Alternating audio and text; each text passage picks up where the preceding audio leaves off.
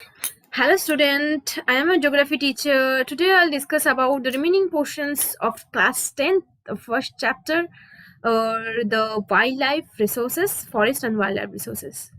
Okay?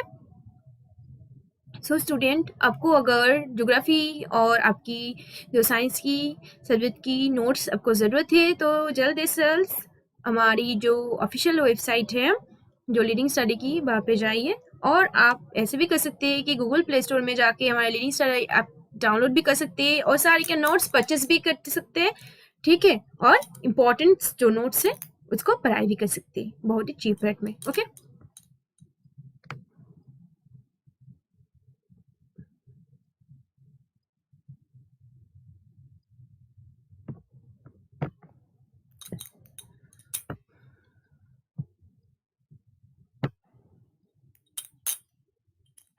So student, अब हम पढ़ने वाले हैं कि एनवायरमेंटल पॉल्यूशन की वजह से रेजिंग और फ्यूल कलेक्शन कैसे इंपॉर्टेंट रोल प्ले करते हैं। Okay, so first of all environment pollution की वजह से ह्यूमन क्या क्या रोल प्ले होते हैं और नेचुरल फैक्टर्स कौन कौन होते हैं उसको हम आज डिस्कस करने वाले हैं।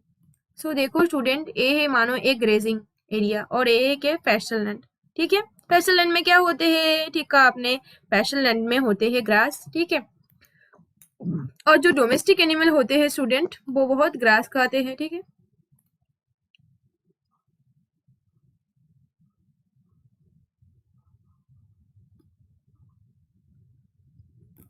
ठीक है, तो ग्रास क्या करते हैं, ग्रास सॉइल की जो पार्टिकल्स को वो बांध के रखते हैं, ठीक है। अगर स्टूडेंट सॉइल की पार्टिकल्स खुल जाए तो क्या हो सकती है, इसकी वजह से जो नेगेटिव इम्पैक्ट पड़ेगी।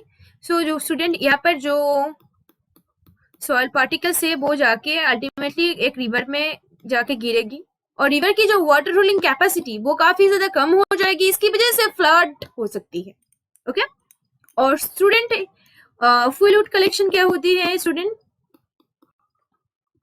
जब कोई ट्राइबल कोई फॉरेस्ट एरिया में जाके कोई फ्लूइड कलेक्ट करते हैं, ठीक है, उसकी वजह से तो एक नेगेटिव इम्पैक्ट पड़ती है कि फॉरेस्ट की जो वुड्स है वो कम हो सकती है, लेकिन ट्राइबल को पता है कि कौन सी ट्रीज को काटने के वजह से एनवायरनमेंट के ऊपर हार्मफुल इफेक्ट पहुंचेगी और कौन पेड़ काटने के वजह से एनवायरनमेंट के ऊपर नेगेटिव इम्पैक्ट नहीं पड़ेगी, ठीक है। अगर कोई छोटी सी लकड़ी काट दे तो सूखा लकड़ी, तो इसकी वजह से कोई नेगेटिव इम्पैक्ट अल्टीमेटली फॉरेस्ट के ऊपर नहीं पड़ेगी। जैसे कोई इंडस्ट्रियलिस्ट अगर कोई सारा फॉरेस्ट की पेड़ काट के एक इंडस्ट्री एस्टेब्लिश करे, डिफरेंस समझिए स्टूडेंट, ठीक है।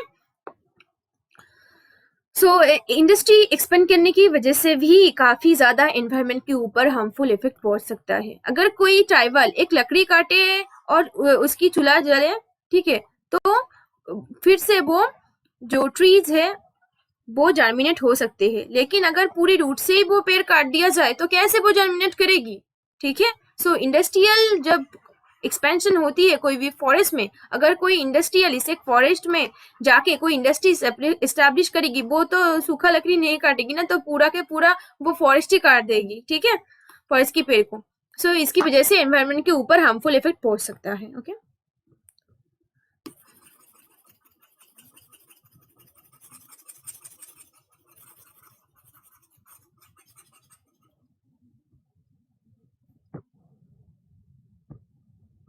नेक्स्ट क्या है, habitat destruction. Okay students, so hunting, environmental pollution, okay, poisoning, poaching forest पर, इसकी वजह से भी एनवायरनमेंट के ऊपर हार्मफुल इफेक्ट पहुंचता है कभी कभी। हंटिंग की वजह से क्या होती है स्टूडेंट, कुछ हंटर रहते होते हैं जो किसी स्पेसिफिक एनिमल्स को हंटिंग करते हैं, ठीक है, और किसी दूसरे देश में बेच देते हैं फॉर कमर्शियल रीजन, ट्रेडिंग करते हैं वो। इस फॉर एग्जांपल एलिफेंट को मारने के बाद उसका आइवरी कलेक्ट कर लेते हैं, जो टाइगर्स की जो स्किन होते हैं वो कलेक्ट करके लेते हैं, वो जो डियर की जो स्किन और टाइगर की जो स्किन, एलिफेंट की आइवरी, एशिया की बहुत ऐसी कंट्री है जिसमें वो एज अ मेडिसिनल एजेंट्स वो इसे काम में लगाता है, ठीक है। सो एनवायरमेंटल पोल्यूशन क्या है? एनवायरमेंटल पोल्यूशन के कारण टेम्परेचर इंक्रीज हो जाएगी, ठीक है, रेनफॉल कम होगी, और जो माउंटेन एरिया की जो आइस है वो भी इसकी वजह से मेल्टेड हो सकती है। इसकी वजह से सी लेवल की जो लेवल वो भी काफी ज्यादा इंक्रीज हो सकती है। इसकी वजह से जो आइलैंड है समुद्र के ऊपर वो भी सबमर्जेंस हो सकती है इसी वजह से। ओके, सो पॉइजनिंग, अगर कोई chemical industry with purifying water उस रिवर में फेंके तो इसकी, देखो स्टूडेंट, ए है, मानो कोई इंडस्ट्री है, केमिकल इंडस्ट्री है, अगर विदाउट प्यूरिफिकेशन वो इस रिवर में पानी को फेंक दे तो क्या होगी? इसे रिवर वाटर पोल्यूशन होगी अल्टीमेटली, ठीक है। ऐसी भी कोई इंडस्ट्री होती है कि हॉट वाटर विदाउट कूलिंग वो डायरेक्ट रिवर में फेंक देते हैं। इसकी वजह से रिवर की जो टेम्परेचर वो काफी ज्यादा इंक्रीज कर जाता है, और रिवर की जो एनिमल्स रहते हैं रिवर में वो भी मर सकती है इसी वजह से, ठीक है। पोचिंग क्या है? बहुत सारे ऐसी इंडस्ट्री है वो बहुत सारे ऐसे जगह है जिस जगह में कई सारा जो एनिमल्स है उसको पोचिंग किया जाता है फॉर कमर्शियल रीजन, ठीक है। उसको पोच करके किसी दूसरी देश में बेचा जाता है, ठीक है। देखो स्टूडेंट, अगर हम कोई डोमेस्टिक एनिमल को ट्रेड करें, यानी कि जो हैन है, जो सीप है, ठीक है, जो गोट है, उसको हम ट्रेड करें, इसमें कोई दोष नहीं होगा। मगर हम एक फॉरेस्ट में जाके टाइगर को ले गए, this is not fair, okay, ऐसा ही नहीं होगी। फॉरेस्ट फायर क्या है? देखो स्टूडेंट, ये नेचुरल फैक्टर्स है, एक बम्बू ट्री और दूसरे एक बम्बू ट्री, जब एक बम्बू ट्री दूसरे बम्बू ट्री के साथ टकराते हैं उसकी वजह से फॉरेस्ट में आग भी लग जाता है, ठीक है।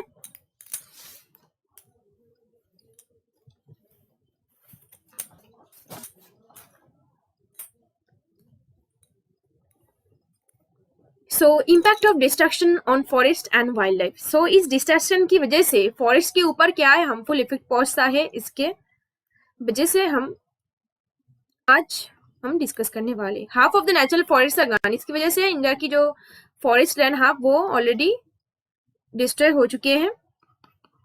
1/3 of the wetlands are drained out, ठीक है। अगर ये 100% है, इसमें से 1/3 क्या होगी? 1/3 होगी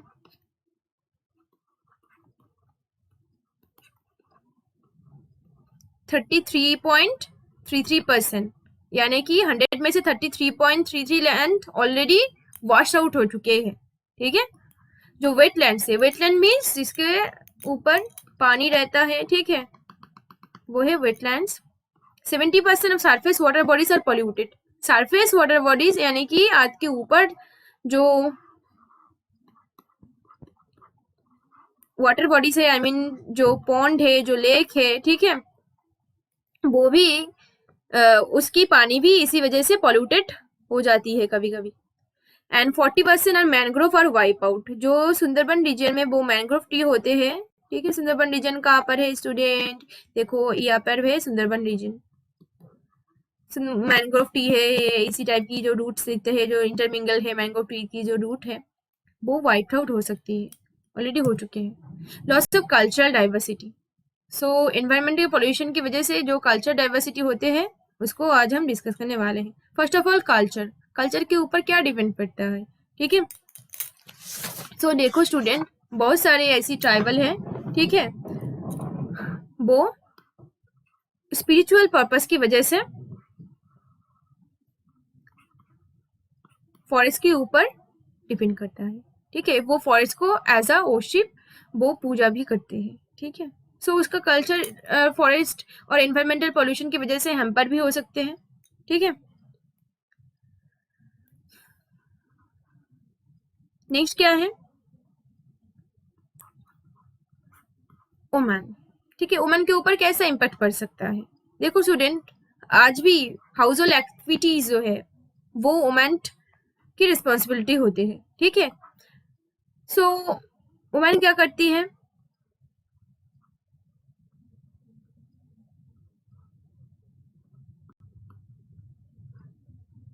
वो फ्यूल वुड फ्रूट्स ये सब कलेक्ट करने के लिए फॉरेस्ट एरिया में जाते हैं, ठीक है। अगर मानो ये फॉरेस्ट एरिया किसी वजह से काट दिया जाए तो इसी वजह से क्या होगी, तो उसको बहुत दूर में जो फॉरेस्ट एरिया है वहां पे उसको जाना पड़ेगा। इसकी वजह से जो लॉन्ग डिस्टेंस काफी ज्यादा बढ़ जाएगी और काफी मेहनत करने की वजह से उसकी हेल्थ के ऊपर भी नेगेटिव इम्पैक्ट पड़ सकते हैं। ठीक है, और हेल्थ रिलेटेड प्रॉब्लम वजह से हो सकते हैं। ठीक है, और क्या हो सकती है, वो हाउस होल्ड एक्टिविटीज में ज्यादा बिजी रहने की वजह से उसके जो बच्चा है, ठीक है, उसके ऊपर वो ध्यान नहीं देगी सही तरह से। इसकी वजह से एक सोशल प्रॉब्लम भी हो सकते हैं।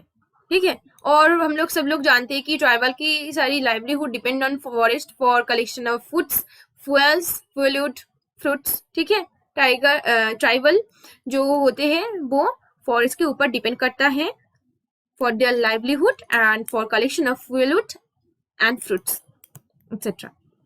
Loss of cultural diversity, environmental destruction. So environmental destruction कैसे होते हैं, ट्रीज को फर्स्ट ऑफ ऑल काटा जाता है। ठीक है, इसकी वजह से एनवायरमेंट के ऊपर इम्पैक्ट पड़ता है, इकोसिस्टम वहां पे डैमेज भी हो सकते हैं। और उसकी वजह से डिस्ट्रैक्शन, डिफॉरेस्टेशन। डिफॉरेस्टेशन अगर एक जगह से और एक फॉरेस्ट एरिया से बहुत ज्यादा फॉरेस्ट को काटा जाए तो इस वजह से डिफॉरेस्टेशन हो सकते हैं। और इस वजह से क्या होगी स्टूडेंट, मानो यहाँ पे बहुत ज्यादा क्या है, ट्रीज है। ओके, तो ट्रीज ने क्या करता है, ट्रीज इस जगह की जो सॉइल पार्टिकल्स है उसको बांध के रखता है। अगर कोई रेनफॉल हो कभी, ठीक है, तो क्या होगी इस वजह से, तो यहाँ पर से लैंड स्लाइड नहीं होगी। मगर अगर यहाँ पे कोई भी पेड़ ना हो तो क्या होगी, जब बारिश होगी तो सॉइल पोल्यूशन, सॉइल यहाँ पर जाएगी रिवर में, नियरेस्ट लैंडस्लाइड होगी। और नियरेस्ट रिवर में जाने की वजह से जो रिवर की जो वाटर होल्डिंग कैपेसिटी वो कम हो जाएगी। इसकी वजह से इस जगह में फ्लड हो सकते हैं। और इसका जो दूसरा जो रीजन है वो क्या हो सकते हैं कि फॉरेस्ट डिस्ट्रक्शन की वजह से जो रेनफॉल कम होगी, रेनफॉल कम होने की वजह से ड्राउट हो सकते हैं। और ड्राउट होने की वजह से जो फार्मर, उसके पास खाना नहीं होगी, फ्लड होने की वजह से उसके पास खाना नहीं होगी, पॉवर्टी काफी ज्यादा इंक्रीज हो जाएगी। जो डिस्क्रिमिनेशन है बिटवीन पुअर एंड रिच वो भी काफी ज्यादा बढ़ जाएगी। ठीक है, और इसके ज्यादा जो नेगेटिव इम्पैक्ट, वो गहरा इम्पैक्ट पुअर पीपल के ऊपर सबसे ज्यादा पड़ेगी। ठीक है student, so conservation of forest and wild life India. So why do we need it, हमारे फॉरेस्ट का कंजर्वेशन करना क्यों जरूरत होते हैं, और कौन कौन सी स्टेप लेके हम फॉरेस्ट को कंजर्व कर सकते हैं। प्रोजेक्ट टाइगर भी क्या है, now we will discuss all in elaborate form. Okay, so conservation of forest and wild life in India, Indian wild life protection act. हमें ऐसा करी से करी एक्शन लेना चाहिए और एक्ट पास करना चाहिए ताकि जो hunting poaching related, hunting poaching activity से साथ एसोसिएटेड हो वो उसको कर से करा और ज्यादा पनिशमेंट दी जाए। Okay, and all India list of protected species was published. India से एक ऐसी लिस्ट पब्लिश किया जाए जिसमें हमें पता चला जाएगा कि कौन सी एनिमल एंडेंजर्ड है, कौन सी एनिमल एक्सटिंक्ट है, कौन सी एनिमल एक डेंजर्ड स्पेसीज है। ठीक है, एंडेंजर्ड स्पेसीज है और एंडेमिक स्पेसीज है, इस सब के बारे में हमें पता चला जाएगा। Banning hunting, giving legal protection to habitat restricted trade in wild life. ठीक है, बैन कर देना होगा ऑल टाइप्स ऑफ फॉरेस्ट और वाइल्ड एनिमल्स को। ठीक है, हम डोमेस्टिक एनिमल्स को हम यूं ही ट्रीट करते हैं हर वक्त, हैं जो है, जो काउ जो है, ठीक है, और जो गोट है। मगर हम एक टाइगर को और एक डियर को, एक एलिफेंट को हम ट्रीट नहीं कर सकते हैं, इसके हमारे कोई हक नहीं बनता है। ठीक है, establishment of national park and wild life sanctuary. ठीक है, national park, wild life sanctuary में बनाना पड़ेगा। ठीक है, national park and wild life sanctuary में क्या तो है, नेशनल जो पार्क होते हैं वो नेचुरली वाइल्ड लाइफ अपने आप को सस्टेन करता है, ठीक है। नेशनल पार्क में जो एनिमल्स होते हैं तो वो एनिमल्स अपने आप ही उस जगह में हैबिचुएट हो जाते हैं, एडजस्ट कर लेते हैं। और जो वाइल्ड लाइफ सेंचुरी में क्या होते हैं, वो काफी ज्यादा छोटा होता है नेशनल पार्क से, okay. Project to protect specific animals such as the rhinoceros, types of crocodile, Asiatic lion, जैसे प्रोजेक्ट टाइगर की स्कीम लिया है। इसके साथ साथ जो एनिमल्स एंडेंजर्ड लिस्ट में है उसको बचाने के लिए, प्रोटेक्ट करने के लिए हमें काफी ज्यादा स्कीम अडॉप्ट करना जरूरत होगा। एक for example crocodile, Asiatic lion, okay. Notification of wild life act 1980 and 1986। Next है क्या, 1981 6 plan also added to the protected life. हमें जो वाइल्ड लाइफ प्रोटेक्शन एक्ट है उसको ज्यादा से ज्यादा इम्प्लीमेंट करना पड़ेगा, ठीक है। So thank you student for watching my video. If you like my video then you can share and subscribe my video, ठीक है। आपको अगर सोशल साइंस और साइंस रिलेटेड कोई भी कोर्स अवेलेबल करना चाहते हो तो जल्द से जल्द लर्निंग स्टडी ऐप को डाउनलोड करो और सारे के सारे कोर्स को परचेस करो बहुत ही चीप रेट में, ओके। Bye bye students.